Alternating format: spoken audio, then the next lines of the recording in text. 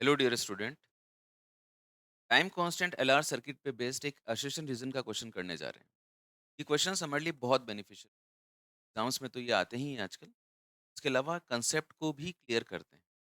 इन्हें बहुत अच्छे से देखना चाहिए, इनको समझना चाहिए। आइए क्वेश्चन पे डिस्कशन करते हैं। असर्शन दिया हुआ है कि the quantity L upon R possess dimension time, और फिर उसका रीजन दे रखा है to reduce the rate of increase of current through a solenoid we should increase the time constant. देखिए, ये तो तय है कि पहली बात तो देखते ही लग रहा है कि यार इन दोनों का आपस में कोई रिलेशन नहीं है। एसेशन सिर्फ डायमेंशन की बात कर रहा है और ये किसी कंसेप्ट की बात कर रहा है कि टाइम कांस्टेंट को कम या ज़्यादा करने से rate of increase of current solenoid से रिड्यूस हो जाता है। तो फर्स्ट ऑप्शन तो यहाँ पे बिल्कुल ही खत्म हो जाता है कि एसेशन एंड रीजन दोनों ट्रू है, और reason is the correct explanation of the. यहाँ पे कोई रीजन की बात ही नहीं है। रीजन तो सिंपली इसका हम लोग डायमेंशन निकाल के देखेंगे। एल अपॉन आर तो अपन लोग जानते हैं कि टाइम कांस्टेंट होता है, तो टाइम कांस्टेंट की जो डायमेंशन है वो टाइम के बराबर ही होती है। फिर भी अगर आप लोग देखना चाहें कि टाइम कांस्टेंट को अपन लोग एल अपॉन आर से रिप्रेजेंट करते हैं, तो आप एल की डायमेंशन लिख दीजिए और आर की डायमेंशन लिख। देखो एक बार चेक करते हैं। लोग जानते हैं कि इंड्यूस्ड ईएमएफ का फॉर्मूला होता है minus L D I upon.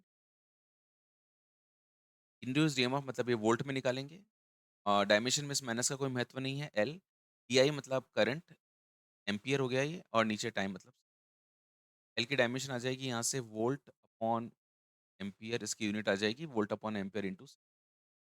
Volt upon ampere जो होता है इसे हम लोग ओम कह सकते हैं, ओम इंटू। तो ये हो गया आपका ओम इंटू सेकेंड, और रेजिस्टेंस की यूनिट होती है, टाइम कांस्टेंट की यूनिट आ गई second. Quantity L upon R possess dimension of time, तो ये बात बिल्कुल सही है। Assertion is correct. ओके, सबसे पहले हम लोगों ने चेक कर लिया। चलिए अब इसके रीजन के बारे में बात करें। ये जो रीजन दिया हुआ है ना, रीजन को हम देखते हैं कि रीजन कह रहा है कि to reduce the rate of increase of current through a solenoid we should increase the time constant. हम टाइम कांस्टेंट को बढ़ा दें तो करंट के इंक्रीज होने की रेट जो है रिड्यूस हो जाती है। देखो यार, सबसे पहले जब मैं एक सोलेनोइड लेता हूँ तो सोलेनोइड कॉइल का कुछ रेजिस्टेंस होगा और कुछ उसका इंडक्टेंस होगा। फिर मैं इसे एक बैटरी के साथ कनेक्ट करता हूँ। यहाँ पे कोई स्विच होता है, स्विच को क्लोज करते ही मुझे पता है कि करंट ग्रो करती है। करंट की ग्रो करने का इक्वेशन होता है I is equals to I nought 1 minus e raise to power minus T upon. अब ये करंट ग्रो कर रही है, लेकिन मुझे पूछा है कि increase rate of the increase of the rate, increase of the current मतलब rate of change of current पूछा, मतलब डी आई अपॉन डी। इसको डिफरेंशिएट कर देते आई नॉट, तो ठीक है कांस्टेंट है। 1 का डिफरेंशिएशन 0 हो जाएगा, और जब इसको डिफरेंशिएट करूंगा तो ये माइनस वन ई की power minus T upon tau है। तो जब आप डिफरेंशिएट करेंगे तो 1 अपॉन टो आ जाएगा यहाँ, ई की पावर माइनस टी।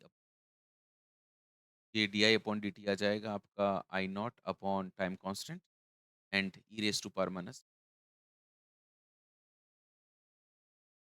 ये जो इक्वेशन बनी है ये एक्सपोनेंशियल डीके की इक्वेशन बनी है। अगर मैं d I upon d t लेता हूँ, मतलब टाइम लेता हूँ, तो ये e raise to power minus T upon tau का ग्राफ मतलब ऐसा ग्राफ बनेगा। एक बात आप हमेशा ध्यान रखो यार कि जो आपका टाइम कांस्टेंट होता है, वो टाइम होता है जिसमें कोई भी चेंज 63% का चेंज, टाइम कांस्टेंट के अंदर 63% का चेंज।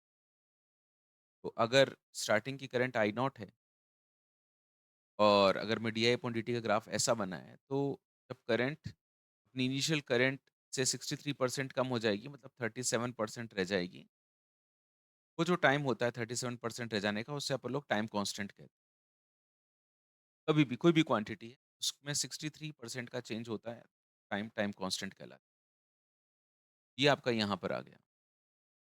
अब अगर मैं टाइम कांस्टेंट को बढ़ा देता हूँ, अब टाइम कांस्टेंट पहले टाउ इतना था, मैंने इसको थोड़ा बढ़ा दिया, ज़्यादा कर दिया। ज़्यादा कर दिया तो उसकी जो वैल्यू है वो परसेंट कम होने में या 37% रह जाने के लिए ग्राफ ऐसा बनेगा। तो ग्राफ है, अगर पहले वाला टाइम कांस्टेंट होता तो एस से डिक्रीज होती,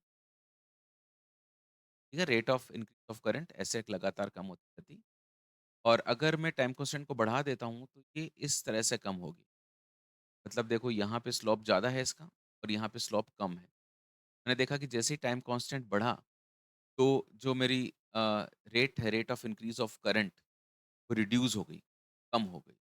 हाँ, तो ये बात बिल्कुल सही है। This reason is correct. ये जो स्टेटमेंट है, ये बिल्कुल स्टेटमेंट सही है। तो दोनों स्टेटमेंट सही हो गए, पहला वाला भी सही हो गया और दूसरा वाला भी सही हो गया। लेकिन जो सेकंड स्टेटमेंट है, ये फर्स्ट इसका रीज़न नहीं है, फर्स्ट का रीज़न नहीं है बिकॉज़ रीज़न तो ये है जो मैंने आपको बना के दी, मिनट्स वाला, है ना?